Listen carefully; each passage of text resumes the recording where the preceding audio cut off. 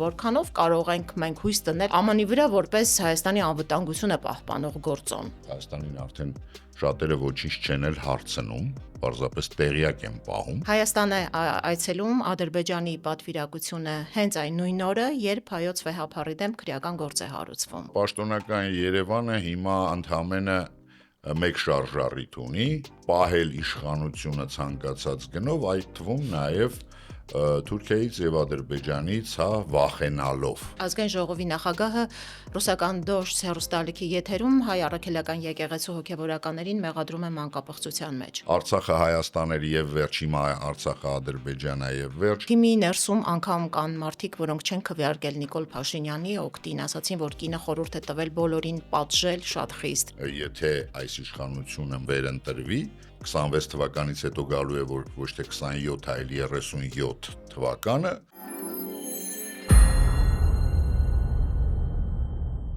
Եթերում բաց խոսենք նախագիծն է, մեր հյուրը այսօր քաղտեխնոլոգ Կարեն Քոչարյանն է։ Բարև ձեզ, պարոն Քոչարյան։ Բարև ձեզ։ Պարոն Քոչարյան, որքան հասկանում եմ, ԱՄՆ փոխնախագահի այցը տարածաշրջան շարունակում է մնալ արդիական, քանի որ դեռևս չենք հասկացել այս մարդու այցը Հայաստանին ինչ որ բան տվեց, թե ոչ։ Երկու տհաճ միջադեպ եւ մեկ ըստիս եւս տհաճ հայտարարություն, որ առաջիկա ընտրություններում պաշտպանելու է Նիկոլ Փաշինյանին։ Այս այցից ինչ շահեց Հայաստանը եւ հայ ժողովուրդը, մասնագիտական կարծիք որպես։ Խնդրում եմ։ Տհաճ էր թե տհաճ չէր, հիմա ում համար տհաճ էր, ում համար հաճելի էր հայտարարությունը, օրինակ իշխանության համար կարծում եմ շատ հաճելի էր այդ հայտարարությունը։ Դրա համար շեշտեցի ինձ համար։ Բայց ինչ տվեց։ Այդ այցը տվեց առայժմ Հայաստանի համար ես չեմ կարող ասել ինչ տվեց, որովհետև եթե սկզբից հայտարարեցին, որ 9 միլիարդ ներդրումը, հետո պարզվեց այդ 9 միլիարդից 5 միլիարդ ընդհանրապես Հայաստանը պետք է վճարի, ոչ թե Միացյալ Նահանգներն են Հայաստանին ներդրում անում, այլ Հայաստանը պետք է վճարի, որպեսզի կարողանա ունենա, եթե չեմ շփոթվում, մոդուլային ատոմակայանի տեխնոլոգիաները ձեռք բերելու համար։ Ես կարող եմ ասել, ինչ տվեց Միացյալ Նահանգներին։ Պարզ է, որ ցանկացած երկիր, եւ դա նորմալ է, նորմալ չէ, երբ երկրի իշխանությունները պաշտպանում են ոչ թե իրենց երկրի շահերը, այլ չգիտեմ որ երկրի շահերը։ Վենսը եկել էր պաշտպանելու իր երկրի շահերը, ամրապնդվելու հարավային Կովկասում, որովհետև փաստացի երկար տարիներ Միացյալ Նահանգները այս տարածաշրջանում շատ պասիվ են եղել, կարելի ասել չեն եղել, թեև ենթադրում եմ, որ միշտ փորձեր եղել են, հաշվի առնելով Իրանի գործոնը։ Հիմա տեսեք, Միացյալ Նահանգները եկան տարածաշրջան, եկան Հայաստան, հայտարարեցին ինչ որ ներդրումների կամ տեխնոլոգիաներ վաճառելու մասին, հետո գնաց Ադրբեջան, այնտեղ կնքեցին բավականին լուրջ պայմանագիր, խոսքը ստրատեգիական գործընկերության մասին պայմանագիրն էր Միացյալ Նահանգների եւ Ադրբեջանի միջև, դա նշանակում է, որ փաստացի Միացյալ Նահանգները փորձում էի կատարածել այն, ինչը երկար տարիներ չէր կարողանում, այսինքն Իրանի ամբողջ հյուսիսային սահմանով մի փոքր կտոր Հայաստան եւ բավականին մեծ կտոր Ադրբեջան, փորձում է իր ներկայությունը հաստատել այս տարածաշրջանում, հարավային Կովկասում։ Սա ես հաստատ կարող եմ ասել։ Ինչ կստանա Հայաստանը։ Հայաստանը այն վիճակում է, որ վաղուց արդեն սուբյեկտից օբյեկտ վերածված իրավիճակում է, երբ Հայաստանին արդեն շատերը ոչինչ չեն էլ հարցնում, պարզապես տեղյակ են պահում բոլոր միջազգային, անցուդարձի ժամանակ։ Այնուամենայնիվ, ես չեմ գտնում, որ միայն վատն է։ Հայաստանը կարող է, ինչպես եւ ցանկացած փոփոխական իրավիճակից, ցանկացած ճգնաժամային իրավիճակից, ցանկացած նոր ստեղծվող իրավիճակից քաղել առավելագույն օգուտ է իր համար։ Բայց դրա համար պետք է ունենալ կադրեր, այդ թվում կադրեր պետք է ունենալ դիվանագիտական ոլորտում, տնտեսության ոլորտում, որը ցավոք սրտի 8 տարվա մեջ մենք լրիվ հակառակն ենք տեսել։ Երևի թե այսքանը Վենսի այցի հետ կապված, որովհետև մնացած ամեն ինչ, այսպես ասած, պաշտոնական պրոտոկոլ էր։ Պաշտոնական պրոտոկոլի շրջանակներում այս այցը ներկայացում է որպես անվտանգային կարևոր գործոն։ Եթե մենք Վենսի այցի հետ կապված Վենսին հասցեագրած նամակները Բաքվում պահվող գերիներին ազատելու խնդրանքով հավաքվեր, գուցե մի ամբողջ մատենաշար դառնալ։ Վենսը ներկայացրեց հարցը Բաքվում, բայց պատասխանը գիտենք ինչ եղավ։ Ալիևը ոչ միայն չընդառաջեց, այլև Ես լսել եմ։ մեղադրեց այս մարդկանց ավելի ծանր հանցագործությունների մեջ, քան նացիստներն էին։ Եթե Միացյալ Նահանգները չի կարողանում տարածաշրջանում անգամ հումանիտար հարց լուծել, որքանով կարող ենք մենք հույս դնել, այսպես ասած, ԱՄՆ-ի վրա որպես Հայաստանի անվտանգությունը պահպանող գործոն։ Գիտեք, եթե ԱՄՆ-ն շահագրգիռ լինի, ես կարծում եմ կկարողանա լուծել։ Իսկ ինչով պիտի շահագրգռել Միացյալ Նահանգներին, պարոն Քոչարյան։ Ես մասնագետ չեմ կարող ասել ինչով պետք է, դրա համար կան մասնագետներ, խոսքը գնում է եւ աշխարհաքաղաքական առումով, եւ տնտեսական առումով, այսօրվա Միացյալ Նահանգների այսօրվա ադմինիստրացիան, խոսքը Տրամպի ադմինիստրացիայի մասին է, իր բոլոր, գործողություններում առաջնայինը տեսնում է ավելի շատ բիզնեսը։ Կարող ենք ասել, որ որովհետև ինքը բիզնեսից է եկել քաղաքականություն, կարող ենք ասել այդպիսին է այսօր աշխարհը, բոլորն են այդպես դիտարկում, դա արդեն երկրորդական խնդիր է, բայց որ Ուկրաինայի հետ շփումներում նա այդ թանկարժեք մետաղների խնդիր էր բարձրացնում։ Գրեթե նույնը կարծում եմ Գրենլանդիայի ու Կանադայի մասով է։ Ես կարծում եմ Գրենլանդիայում ուրիշ խնդիրել կան, նույնը Կանադայում, խոսքը հյուսիսի մասին, որովհետև այստեղ էլ չէ գնաց այդ տվյալների բազայի Հայաստանում, որ ուզում են այդ Nvidia-ի հետ կապված անել, տվյալների բազայի ընդլայնման հետ մեկտեղ անհրաժեշտ են սարսափելի մեծ քանակությամբ սերվերներ, որոնց պետք է սառը եղանակ, շատ սառը, որը կարող է ապահովել օրինակ Արկտիկան, Անտարկտիկան, ինչպես նաև օրինակ Գրենլանդիան կամ Կանադայի հյուսիսը։ Այստեղ կարծում եմ դա է նրանց հետաքրքրում։ Վենեսուելայում հետաքրքրում էր նավթը, այսինքն մենք որ նայում ենք վերջին 1-1.5 տարվա տեղի ունեցած բոլոր process-ները հիմքում զուտ տնտեսական շահն է ընկած։ Եթե մենք կարողանանք այնպիսի տնտեսական շահ մեզանից ներկայացնենք, Միացյալ Նահանգների մասշտաբներով, որ նրանց հետաքրքրի, ես հիմա ասում եմ զուտ այն ինչը որ տեսնում եմ փաստերի վրա հիմնվելով։ Միգուցե այո, կշահագրգռվեն եւ կապահովեն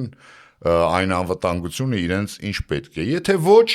ապա մենք հակառակն ենք տեսել, ոնց է մտնում Աֆղանստան, հետո ոնց են ինքնաթիռից կախված փախնում Աֆղանստանից։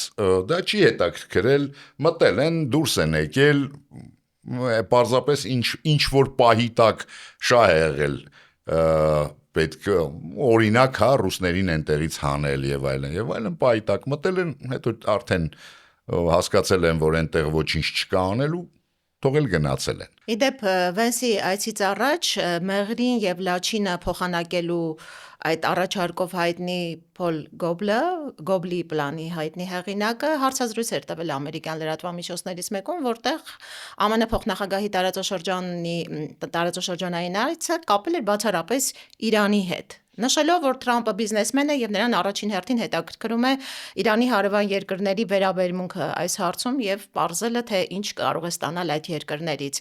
Ինչևէ, պարոն Քոչարյան, ես էլ հենց դրանից սկսեցի խոսքը, ես եթե հիշում եք, սկսեցի հենց դրանից, որ աշխարհաքաղաքական իմաստով, այո, իրենք ստացան ամբողջ հյուսիսային սահմանով Իրանի վերահսկողություն փաստացին, ու դեռ չեն ստացել, բայց ձգտում են դրան։ Կարող ենք որակել հետախուզական հայցեր Վենսի այցը, ինչևէ դա նորմալ է, այդպես էլ լինում է։ Վերադառնալով Ալիևի հայտարարությանը, պարոն Քոչարյան, որ համեմատություն այս շինծու դատավարությունը Նյուրնբերգի հետ եւ հայ գերիներին, ուղղակի նացիստների հետ։ Պաշտոնական Երևանի լռությունը ինչ է, համաձայնության նշան, թե խաղաղության փուչիկը չփայթեցնելու վախ։ Կարծում եմ պաշտոնական Երևանը հիմա ընդհանրապես մեկ շարժառիթ ունի, պահել իշխանությունը ցանկացած գնով, այդ թվում նաև Թուրքիայից եւ Ադրբեջանից, վախենալով կամ ինչպես դուք եք ասում, փուչիկը չպայթեցնելու վախը։ Վերադառնալով ներքաղաքական իրավիճակին եւ նախընտրական շրջանին, պարոն Քոչարյան, ինչպես եք վերաբերում նախ ուժեղ Հայաստան թիմի առաջարկը, այսինքն Սամվել Կարապետյանին վարչապետի պաշտոնում առաջադրելը այն իրավական լուծումներով, որոնք ներկայացրեց այս թիմը։ Գիտեք, ես կարծում եմ դա այնուամենայնիվ պետք է, եթե խոսքը իրավական լուծումների մասին է, ես իրավաբան չեմ, բայց այն ինչ որ ասում են իրավաբանները, կարծեք թե որևէ խախտում չկա։ Ու երբ այս իշխանությունները խոսում են, սահմանադրական ինչ որ բաների մասին, սկսած, չգիտեմ, դատարանները շրջափակելով վերջացրած հիշում եք Թովմասյան Հրայրի ճտիկով գրիչով եւ մինչեւ հիմա այդ կատարվող բոլոր քայլերը այդ ուժը չէ, որ պետք է խոսա սահմանադրական խախտումներից։ Այնուամենայնիվ ամենից բարձր աղաղակող հենց այս ուժն է։ Դե միշտ էլ այդպիսի ժողովրդական խոսք կա, չէ, գողն առաջինն է գոռում, բռնեք գողին։ Պարոն Քոչարյան, այս պահի դրությամբ ընդդիմադիր դաշտում ինչպիսի ուժեր եք տեսնում, որոնք կարող են իսկապես լուրջ մարտահրավեր լինել իշխանության համար ընտրություններում։ Իշխանության համար դե իրենք չեն էլ թաքցնում, այս երկու օրը եթե տեսակ ամենակարկառուն ներկայացուցիչները իշխանության բավականին ջղաձգված հայտարարություններ արեցին, կախված որ օլիգարխներն են նորից գալիս կամ եթե չեք ուզում կորցնել ինքնիշխանությունը եւ այս նման հայտարարություններ ընդ որում բավականին հաճախակի դարձած հենց վերջի շրջանում կարծեք թե սակայն պարզ է որ ինչքան էլ ես չհավատամ սոցիոլոգիական հարցումներին Իսկ ես չեմ հավատում Հայաստանում սոցիոլոգիական հարցումներին, այնուամենայնիվ սոցիոլոգիան դա լուրջ գիտություն է եւ ես չեմ հավատում ոչ թե սոցիոլոգիային ընդհանրապես եւ սոցիոլոգիական հարցումներին աշխարհում, այլ ես չեմ հավատում Հայաստանում։ Այն բարձ պատճառով, որ պարզապես հարցվողները իրենք ճիշտ չեն պատասխանում տարբեր բաներից ելնելով, մեկը վախից, մյուսը պարզապես անտարբերությունից Եվ այլն եւ ես հավատում եմ ֆոկուս խմբերին, որովհետեւ այնտեղ ավելի խորը խոսակցություն է լինում, մարդիկ բացվում են, պահի տակ չեն պատասխանում, պարզապես մի բան պատասխանելու համար։ Ես կարծում եմ, որ թե ընդդիմադիր տարբեր թևերը, թե իշխանությունը բնականաբար ունեն եւ սոցիոլոգիական հարցումների եւ ֆոկուս խմբերի արդյունքները, որոնք պարբերաբար են արվում Ինչպես նաև ունեն պարզապես այն հասարակության այն վերաբերմունքը, ինչը օրինակ երևում է սոցիալական ցանցերից, օրինակ երևում է տրանսպորտում, տաքսիների մեջ, վարսավիրանոցներում, ինչը միշտ ընդունված է եղել, որովհետև դա ամենաակնհայտ տեղերն է, որտեղ լինում են կարելի ասել, այն պանելային, ես նկատի ունեմ սոցիոլոգիական պանելի, տարբեր ներկայացուցիչներ, եւ դու կարողանում ես քեզ համար հավաքել այդ կարծիքները։ Պարզ է, որ այդ կարծիքների ծանոթ են բոլորը, այդ թվում նաեւ իշխանությունները եւ գիտեն, որ այնպես չի, որ հասարակության, այսպես ասած, ձայները նույնքան են, ինչքան օրինակ 21-ին էլ չեմ ասում 18-ին։ Պարզ է, իրենք դա տեսնում են։ Գիտեք, բացի այն, որ այս իշխանությունները գրեթե ոչինչ չեն արել իրենց ասածներից, գրեթե ոչինչ։ Այսինքն ոչ մի բան չի վերացել, խոսք էին տվել Թալանացը այդ բերեն ոչինչ չեն արել, այդ մարդիկ իրենց վրա չեն զգում, Արցախը Հայաստաների եւ վերջ, հիմա Արցախը Ադրբեջանա եւ վերջ, օրը մի հատ իբր գործարան էին բացում, հիշում եք էլ մեքենա, էլ օթորակիչ, էլ սա Աչափնյակի մետ Աչափնյակի մետ, մի խոսքով ոչինչ չի արվել, ոչինչ Խաղաղության փուչիկը չի աշխատելու։ Խաղաղության փուչիկը ինչ որ առումով այնուամենայնիվ իրենք ունեն, չէ, ընտրազանգված։ Պարզ է, որ այդ ընտրազանգվածը ասում եմ, դա ոչ 21 թվականի քանակն է, ոչ առավել եւս 18 թվականի, ունեն։ Այդ փուչիկին հավատում է այնքան մարդ, ինչքան որ դեռ հավատում են։ Պարոն Քոչարյան, ոչ միայն խաղաղության փուչիկին, նախընտրական շրջանում իշխանությունը բազմաթիվ պոպուլիստական ծրագրեր է իրականացնում, առողջապահական ապահովագրություն, ծառայության ժամկետի կրճատում, իդեպ ծառայության ժամկետի կրճատման հետ կապված արդեն լուրջ դժգոհություններ կան, որովհետև կրճատել են հիվանդությունների ցանկը, որոնցով զորակոչիկները կարող են զորակոչվել բանակ։ Այսինքն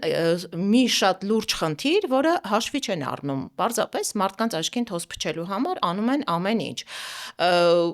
Այնուամենայնիվ, պարոն Քոչարյան, կարծեք թե ընդդիմությունը առաջիկա ընտրություններում պայքարելու է ոչ միայն Նիկոլ Փաշինյանի իշխանության դեմ, այլ աշխարհաքաղաքական բոլոր ուժերի դեմ, որովհետև հերթով բոլորը գալիս են եւ իրենց գալիս կամ չեն գալիս տեղում իրենց աջակցությունն են հայտնում Նիկոլ Փաշինյանին։ Հայ ժողովրդի հաշվին նրանցից յուրաքանչյուրը փորձում է կորզել իրենը, ոտնահարելով հայ ժողովրդի եւ ընտրական իրավունքը եւ այդ ժողովրդավարություն կոչված ասվածի բոլոր կոմպոնենտները, ինչևէ դուք կարծում եք, համոզված եք, որ այս պայմաններում ընտրությունների միջոցով ընդդիմությունը կարող է հասնել իշխանափոխության։ Այո, կարծում եմ, ավելին ես չեմ ասի վստահ եմ, բայց ես հաստատ գիտեմ, որ եթե ընդդիմությունը, տեսեք, շատերը ասում են, որ իշխանության համար այս ընտրությունները էգզիստենցիալ է, գոյաբանական է, եթե ընդդիմությունը հասկանա, որ իր համար է էգզիստենցիալ, որտեղ չգիտես ինչու իրենք բոլորը ասում են, որ հենց ընդդիմության ներկայացուցիչները ասում են, որ սա իշխանության համար գոյաբանական ընտրություն է, բայց չեն ասում, իսկ իրենց համար ինչ ընտրություն է։ Իրենց համար էլ է գոյաբանական, որովհետև ես արդեն նկատում եմ այդ մտքերը, որ եթե այս իշխանությունը մնա վերընտրվի, ապա 26 թվականից հետո գալու է, որ ոչ թե 27, այլ 37 թվականը, դա արդեն այնքան շատ է հասարակության մեջ տարածված, որ կարծում եմ ժամանակն է, որ ընդդիմությունն էլ հասկանա դա, որտեղ դրա մասին խոսում են բոլորը, բացի բուն ընդդիմությունից։ Ընդդիմությունը միայն խոսում է, չգիտես ինչի, իշխանության գոյաբանական պայքարի մասին։ Ինչ վերաբերում է, որ աշխարհաքաղաքական ուժերին, այստեղ ես ինչ որ առումով կարող եմ համաձայնվել ձեզ հետ, ինչ որ առումով չեմ համաձայնվի, որովհետև եթե խոսքը գնում է այսօրվա ոչ թե Եվրոպայի, այլ այսօրվա գործող եվրոչինովնիկների մասին, ես ձեզ հետ կհամաձայնվեմ։ Բայց նույն Եվրոպայում, եթե տեսնում եք ինչ է կատարվում, օրինակ Չեխիայում, Սլովակիայում, մենք գիտենք, հիմա հայտարարվեցին Ֆրանսիայում ընտրությունները, որտեղ լիդերը ուլտրա աճ ուժերն են երկու առաջին տեղում, հա, Գերմանիայում ալտերնատիվ Գերմանիա կուսակցությունը, որը շատ մոտ է, հա, շատ ժամանակ ասում են, որ ազգայնական լրիվ կուսակցություն է։ Այս ամեն ինչը Եվրոպան եւ այսօրվա Եվրախորհրդի եվրաչինովնիկները տարբեր բաներ են։ Այո, եվրաչինովնիկներից ունեն այդ աջակցությունը։ Բայց օրինակ երբ ասում են Վենսը աջակցության խոսքեր ասեց, ես վստահ եմ, որ ով լիներ այդ պահին Հայաստանի իշխանություն, Վենսը նույն խոսքերը իրեն էր ասելու։ Հերթական։ Դա ընդունված բան է, որովհետև հիմա ասում ենք, որ շատ են բան անում այս իշխանություններին, իսկ դուք երբ եք լսե, որ աշխարհաքաղաքական ուժերը որևէ ընտրությունից հետո չասեն, որ սա քայլ առաջ է։ Տենց բան հիշում եք։ Հետընտրական շրջանում այո միշտ ողջունել են, բայց նախընտրական շրջանում դեսպանատները շատ ուշադիր հետևում էին իշխանությունների քայլերին եւ արձագանքում էին։ Հիմա էլ են արձագանքելու, եթե պետք լինի, որովհետև Եվրամիության ընդհանրապես միջազգային կազմակերպությունների դեսպանատների ներկայացուցիչները միշտ հավաքում են իրենց գործը բացի այն, որ իրենք աշխատում են տվյալ իշխանությունների ընդդիմության հետ տարբեր հասարակական կազմակերպություններ, իրենց գործը նաև դոսիե հավաքելն է։ Այսինքն, որը, որպես անալիզիկ զապիսկ է, նստում է իրենց իշխանությունների մոտ։ Երբ պետք լինի կօգտագործեն, չկասկածեք, որովհետև դա միշտ Դոմոկլեան սրի նման կախված է լինում ցանկացած թույլ պետության գլխին։ Նման բաները։ Ինչ վերաբերում է, ասենք, նույն Եվրամիության երկրներին, որոնք այն ժամանակ ինչ-որ բաներ էին ասում իշխանություններին, միգուցե ասում էին, բայց ինչ փող չէին տալի իշխանություններին նախորդ։ Աշխատում էին, նույն ձև աշխատում էին, կարող է հիմա այնպիսին է աշխարհաքաղաքական վիճակը ընդհանուր առմամբ, կամ ինչպես հիմա ասում են Պոտսդամյան պայմանագրի այդ փլուզումից հետո ամբողջ աշխարհում է որևէ կանոն չի գործում։ Մենք բողոքում ենք, որ ասենք այդ դեսպանատների դեսպանները կամ միջազգային կազմակերպությունների ներկայացուցիչները ոչինչ ձայն չեն հանում, որ այստեղ աչք են փակում, այն հայտնի արցանի նման 3 կապիկների ոչինչ չեմ տեսնում, ոչինչ չեմ լսում, ոչինչ չեմ խոսում, բայց հիմա տեսեք աշխարհում ինչ է կատարում, օրը ցերեկով մտնում են Վենեսուելա, նախագահին կնոջ հետ ակողնուս տանում են, որևէ կարծեք թե արձագանք չկա։ Տրամպը հայտարարում է, որ ամբողջ արևմտյան կիսագունդը դա իմն է, կարծեք թե արձագանք չկա։ Տրամպը հայտարարում է, որ Հարավային Կովկասը Պուտինի զոնան է, կարծեք թե առանձնապես արձագանք չկա։ Այսինքն արդեն այնպիսի բաներ են ակնհայտ ասվում ու արվում, որ զարմանալ, որ գիտեք ինչու չեն պաշտպանում, ես վստահ եմ, որ ցանկացած միջազգային կազմակերպություն, ցանկացած դեսպանատուն հաշվի կնստի այն ուժի հետ, որը կլինի ուժեղ։ Եթե ընդդիմությունը կարողանա հաղթի,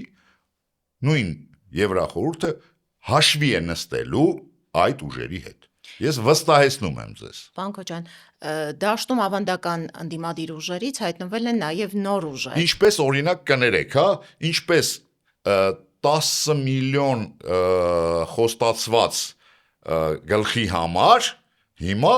նստում են հավասարի հետ բանակցում են, չէ՞, Սիրիայի նախագահի հետ։ Նախկին ահաբեկչի հետ։ Ուզում եմ ասեմ, կա ռեալ պոլիտիկ, որը այսօր շատ ավելի, միշտ է ցինիկ եղել, բայց հիմա երևացող ցինիկ է։ Այն ժամանակ դա արվել է կուլիսային, այդ ցինիզմը ավելի շատ կուլիսային է եղել, գոնե այն ժպիտը, գոնե ինչ որ շղարշ պահել են։ Հիմա դա էլ չեն պահում։ Ոչինչ չեն թաքցնում, անկեղծ քաղաքականություն է։ Այո, բայց ռեալ պոլիտիկը դա է։ Պարոն Քոչարյան, ավանդական ընդդիմադիր ուժերի կողքին դաշտում հայտնվել են նոր դեմքեր, նկատի ունեմ հատկապես Ուժեղ Հայաստան, Միասնության թեպեր քաղաքական նախաձեռնությունը, եթե մոռացա ինչ-որ մեկին, խնդրում եմ ուղղեք ինձ, այս ուժերը ինչքանով են հետաքրքիր դարձրել քաղաքական պայքարը, ինչ նոր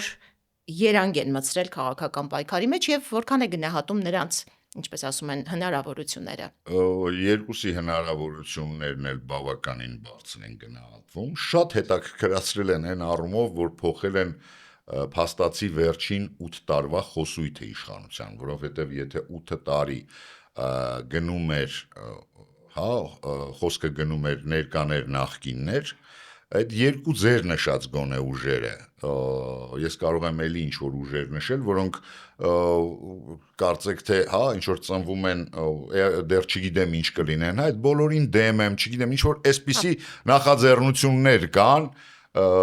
որ կարծեք թե ոչ մեկին չեն կարող ասել նախկին։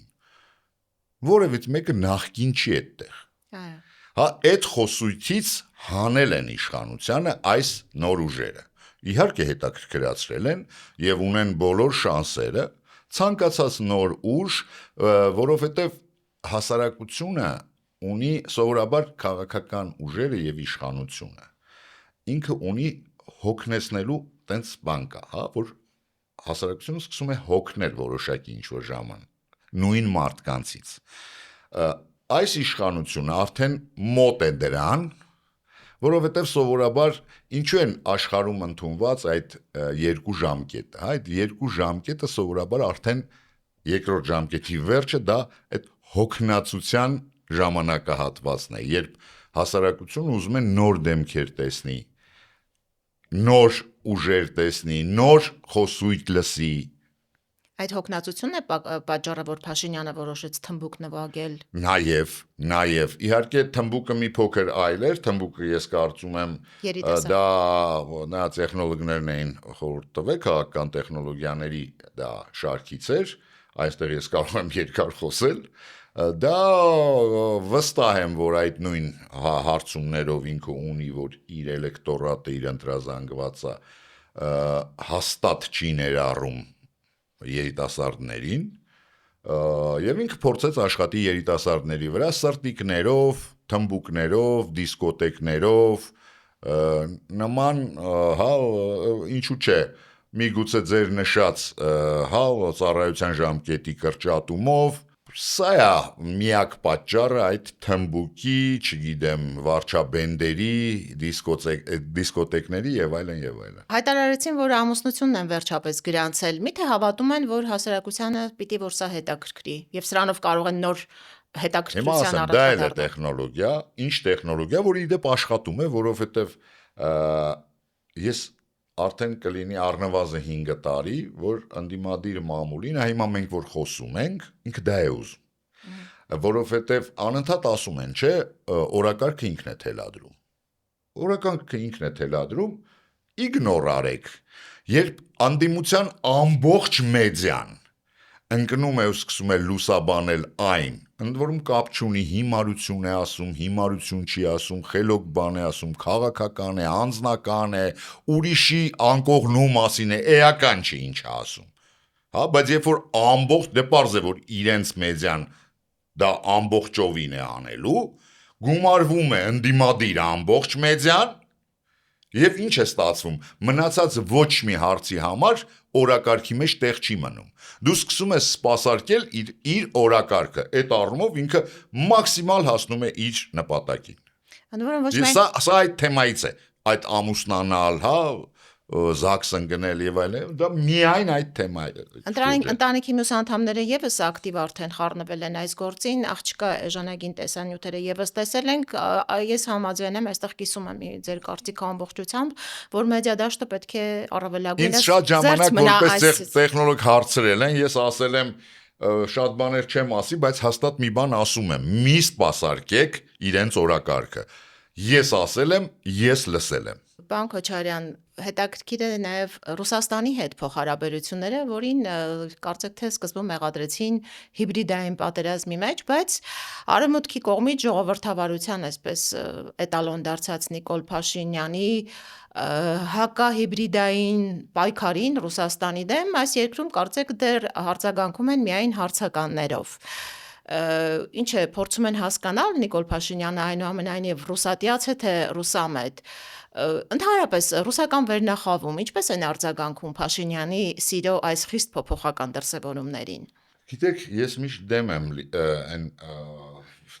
բաներին, որ մենք օրինակ Ռուսաստանին, Միացյալ Նահանգներին, Իրանին, Եվրոպային սովորեցնենք կամ բացատրենք իրենց շահը։ Ոնց ուզում են թող հասկանան, դա մեր գործը չի։ Մենք մեր գործը պետք է անենք, մեր համար պետք է անենք։ Մենք պետք է այնպես անենք, որ իրենք հասկանում են, որ հիմա մենք շատ թույլ ենք, բայց այնուամենայնիվ ամենաթույլ պետությունն էլ կարող է այնպես անել, որ իր հաշվի նստեն։ Դա արվում է այնպես, երբ դու անում ես շահերի համադրում, ոչ թե գնում բողոքում ես կամ մուրում ես, դա վերաբերում է եւ իշխանությանը, եւ ընդդիմությանը։ Մեր իշխանությունը խաղաղություն է մուրում, ընդդիմությունը բողոքում է։ Բողոքում է, չգիտեմ, Ռուսաստանից, բողոքում է Վենսից, բողոքում է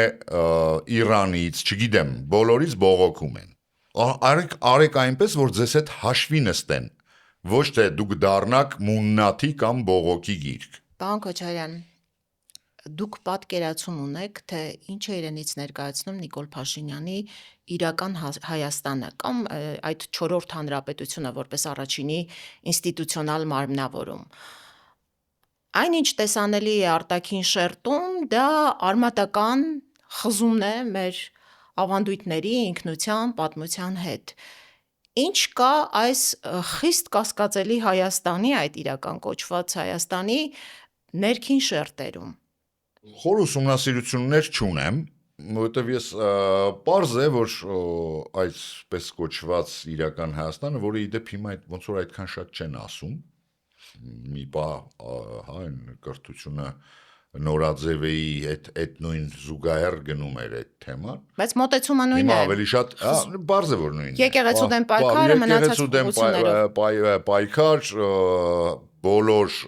հա, սրբությունների, բոլոր արժեքներից հրաժարվել, չգիտեմ, Արարատ լեռան նկարը հանել Մաքսային այդ կնիքների վրայից եւ այլն, հասկանալի է, այս ամեն ինչը հասկանալի է, ինչի մասին է խոսքը։ Ես կարծում եմ, որ այստեղ հիմա նախընտրական շրջանում դա ինքն էլ հասկացա, որ այդքան չի աշխատում, եթե նկատել եք օրինակ եկեղեցու դեմ պայքարը ես համարում եմ Նիկոլ Փաշինյանի ավելի շատ պարտություն ամեն առումով եւ իմիջային առումով եւ իր ընտրազանգվածի աչքերում առաջին անգամ Նիկոլ Փաշինյանը չհասավ իր ուզածին։ Իր ընտրազանգվածի աչքերում դա պարտություն է, որովհետեւ մինչեւ հիմա ինչ ուզել արել է, այդ թվում նաև, հա, դատարաններ շրջափակել, չգիտեմ, ինչ դա սահմանադրական դատարան փոխել, չգիտեմ, գեներալներին բոլորին հանցագործ դարձնել, դատապարտել եւ այլն։ Կարծեք թե արդեն մոտ 8 ամիս է այս process-ը գնում է եւ Նիկոլ Փաշինյանին ոչինչ չմնաց, քան մի բան մտածել, այնքան ծիծաղելի բան, որ այն օր ինքը ասեց, որ իբր հատուկ ծառայությունները ասել են, որ Գանձարանից գանձեր ուզում են հանել, այսպիսի տվյալ ունեն, դրա համար ինքը չի թողի, որ դա անեն։ Գիտեք, համենայն դեպս, չգիտեմ դեռ դրանով կհավատա։ Հասկանում եմ, որ կա ինչ-որ հատված, որ դրան կհավատա։ Բայց այս թեմայի մեջ չի հաջողում։ Այս առումով չի ստացվում։ Այդ նյարդային դրսևորումներն են պատճառը, որ ազգային ժողովի նախագահը ռուսական Դոժձ հեռուստալիքի եթերում հայ առաքելական եկեղեցու հոգևորականներին մեղադրում է մանկապղծության մեջ։ Իդեպ առանց պատասխանատվության եւ իրավական հետևանքների։ Գիտեք, այստեղ խնդիրը արդեն նաեւ հայ առաքելական եկեղեցունն է, որ պետք է դատի տան, որովհետեւ շատ բաներ այնքան մերկապարանոց են եղել վերջին 8 տարվա մեջ։ Եվ ոչ ոք դրա հետևից չի ընկել այն սկզբունքով, որ դեզայլա չկա կամ բան չասենք հետևներիցս էլի չընկնեն, այս չանեն, այն չանեն, որ եկավ հասավ այս վիճակին։ Քոչարյան, այնուամենայնիվ վերադառնալով իշխող ուժին, ինչ է կատարվում ԿՊ-ի ներսում։ Կարծեք իրենց այդ նախընտրական ցուցակների ճշտման ընթացքը բուռն է ընթանում։ Թիմի ներսում անգամ կան մարդիկ, որոնք չեն քվեարկել Նիկոլ Փաշինյանի օգտին, ասացին, որ կինը խորհուրդ է տվել բոլորին պատժել շատ խիստ։ Հետևում եք ընդհանրապես ինչ է կատարվում այս ուժի ներսում։ Ուժի ներսում կատարվում է այն, ինչ կատարվում է ցանկացած իշխանության կուսակցության ներսում։ Երբ արդեն 8 տարի հետո կան բավականին լուրջ ռեսուրսներ կիսելու խնդիր, պաշտոններ կիսելու,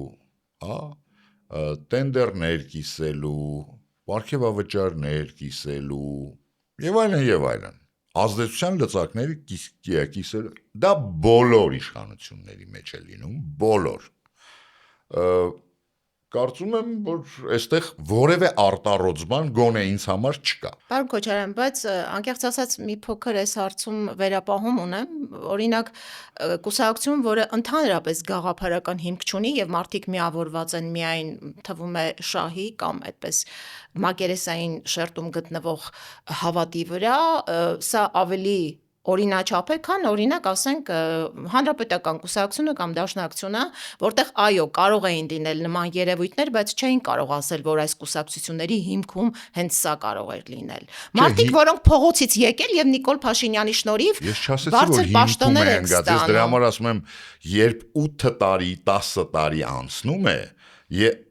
բոլոր անգամ ամենագաղափարական կուսակցություններում մտնում է այնպիսի մթնոլորտ կամ մտնում են այնպիսի մարդիկ, որոնք այդ գաղափարախոսության հետ որևէ օրգանական կապ չունեն, անգամ եթե կուսակցությունը այո, իր հիմքում գաղափարական է շատ, բայց մենք տեսել ենք, չէ, հանրապետական, տեսանք ինչ եղավ, ախր նես չի որ մենք չենք տեսել 18 թվականից հետո ինչ եղավ հանրապետական կուսակցության հետ։ Բայց մենք նաև գիտենք հանրապետական սկիզբը։ Ճիշտ է, գիտենք, հենց այդ սկիզբն էլ մնաց 18 թվականից հետո։ Գաղափարական հատվածը մնացել է, իհարկե մնացել է, բայց այդքանն է հանրապետական կուսակցությունը։ Դե բնականաբար ոչ, տանիքներ փնտրողներ միշտ կան, որոնք իշխանությունից իշխանություն են տեղափոխվում, նման դեպքեր։ Իմ ասածն էլ դա է, որ ցանկացած իշխանության մեջ տեղավորվում են։ Չեմ բացառում եւ ավելին համաձայն եմ, որ բնականաբար այս իշխանության մեջ նմանների քանակը շատ ավելի շատ է։ Վարկաբեկված մարդիկ այս իշխանության մեջ շատ են եւ կարծեք թե նույնիսկ իր ոլորտում կայացած ցանկացած մեկը, որ ինչ որ առնչություն ունենում է քաղաքացիական պայմանագիր կուսակցության հետ, անպայման ենթարկում է հասարակական պարսավանքի կամ այսպես ասած հեշտ չի այդ ամենի միջով անցնում։ Պարոն Քոչարյան, սա է պատճառը, որ հասարակության մեջ մի տեսակ թաքնված բան կա, օրինակ երբ մարդկանց հարցնում են իրենց համակրանքների մասին, հիմնականում խուսափում են, լուռ են։ Այս ամոթն է, թե վախի մթնոլորտն է հիմնականում։ Եվ, բայց գիտեք, այնպես չի որ դա տենց միանշանակ է, ես տեսնում եմ հիմա նույն սոցիալական ցանցերում շատ մարդկանց, ովքեր իդեպ մի նոր մարտավարություն է իր բանի մեջ ընդգրկել իշխանությունը, լրիվ նոր մարդիկ, որ որևէ կապ չեն ունեցել իշխանական ԿՊ-ի կամ իշխանության հետ, ավելին միգուցե ինչ որ առումով ինչ որ պահի կարող է եւ քննադատել են մեծ հպարտությամբ կամ հաճույքով իրենց սոցիալական ցանցերում գրում են, որ իրենք առաջադրվելու են ԿՊ-ի ցուցակով կամ իրենց առաջադրել են արդեն եւ այլն, այնպես չի որ բոլորն են խուսափում։ Խոսացողները միշտ նույնն են, կարծեք թե։ Չէ, նույնը չէ, նոր մարդիկ շատ եմ տեսնում։ Ես սոցիալական շատ ասելով պարզ է, դա հազարներ չեն։ Բայց մի քանի տասնյակ նոր մարդ տեսել եմ։ Պարոն Քոչարյան, այնուամենայնիվ ինչով կառանձնանան առաջիկա ընտրությունները ըստ ձեզ։ Առաջիկա ընտրությունները Ինչ ելք եք նաև նախատեսում։ Ես երբեք ոչ մի բան չեմ կանխատեսում, ես միշտ ասել եմ, ես սուրճի բաժակ նայող չեմ։ Անշնորհակալ գործ է։ Եվ ցանկացած ես ինքս միշտ փորձում եմ վերլուծել, իսկ վեր եմ լուծում նաև հաշվի առնելով մի քանի սցենարներ։ Մենք կարող ենք խոսել ինչպիսի սցենարներ կարող են լինել, բայց ասել ինչպիսին է հաստատ կլինի, բնականաբար երբեք չես կարող ասել, որովհետև նախ այսօրվա աշխարհում, որը կալեյդոսկոպիկ արագությամբ է փոխվում, երբ դու զարթնում ես, չես իմանում ինչ եղավ, ինչ կլինի, բայց ես ոնց եղավ սենց, ոնց կարար էսպես լիներ, մենք ամեն օր դրա ականատեսն ենք աշխարհում, ու ասել, թե ինչ կլինի 4 ամիս հետո Հայաստանի ընտրություններում անիմաստ է, բայց որ բավականին լարված է լինելու իհարկե, պայքարը շատ լարված է լինելու, եւ այն, որ չեմ բացառում նաև հետաքրքիր ինչ-որ դրսևորումներ, այդ թվում թե նախընտրական շրջանում, թե ընտրական, թե հետընտրական, ես դա չեմ բացառում։ Իդեպ կան խոսակցություններ ընտրական շրջանը զուգորդել փողոցային պայքարով։ Դուք ինչպես եք վերաբերում դրան։ Ինչ կտա դա ընտրություններին, եթե զուգահեռ փողոցը լինի նաև ակտիվ։ Դա ես կարծում եմ այնուամենայնիվ լրացուցիչ զսպաշապիկ կլինի իշխանության համար։ Մի քանի առումով եւ արտաքին առումով եւ իրենց ռեսուրսների բաշխման առումով։ Որովհետեւ ռեսուրսները այսօր իշխանությունը այնպես չի, որ շատ ռեսուրսների է տիրապետում։ Այո, ուժային ռեսուրսները իրենն են, բայց այդ նույն ուժային ռեսուրսները երբ կենտրոնանում են 1-2 տեղ, դա մի բան է, երբ կենտրոնանում են 10-20 տեղ, դա լրիվ այլ բան է։ Եվ իմ վերջին հարցը, պարոն Քոչարյան, գուցե մի քիչ տարօրինակ թվա, բայց վերջին օրերի լրահոսը ինձ ուղղակի ուզում եմ հասկանալ, պատահականություն է թե օրինաչափություն։ Օրինակ Հայաստան է այցելում Ադրբեջանի պատվիրակությունը հենց այն նույն օրը, երբ հայոց վեհափառի դեմ քրեական գործ է հարուցվում։ Կամ Նիկոլ Փաշինյանը եւ իր կինը իրենց գնում են ԶԱԳՍ հենց այն օրը, երբ Ռուբեն Վարդանյանը դատապարտվում է 20 տարվա ազատազրկման։ Չգիտեմ, այս կոնտրաստը պատահականություն է, թե մեր լրահոսը արդեն լցված է սրանով եւ դարձել է օրինաչափություն։ Լրահոսի մասին ես արդեն ասել եմ, չեմ կարող ասել պատահականություն է թե զուգադիպություն, մի բան արդեն հաստատ կասեմ, որ իշխանությունը խնդիր ունի ամեն օր, ամեն ժամ, քանի որ ցավոք սրտի այսօր լուրը ապրում է շատ կարճ, ցանկացած լուր։